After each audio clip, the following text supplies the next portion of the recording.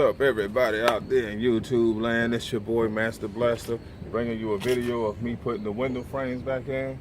I had them out. I done them a while ago, but the problem with that was I didn't put them in as soon as I painted them. So I'm gonna have to repaint them.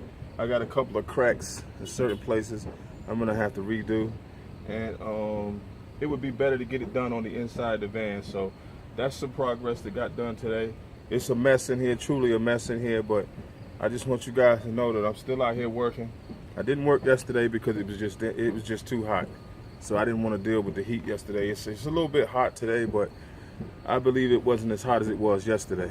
So just letting you guys know really quick that we're making progress. And also, before the day's over, I got some more work that I want to get finished up. Also, I ran the 8-gauge sky-high car audio wire. I ran that. I put in some new battery terminals. I'll show you guys later on in the evening when we get finished. And also, I ran the 0-gauge. I didn't finish running it because I want to run it through the bottom of the truck. You know what I mean? So you guys stay tuned for that. And peace out, and I will catch you guys in the next video.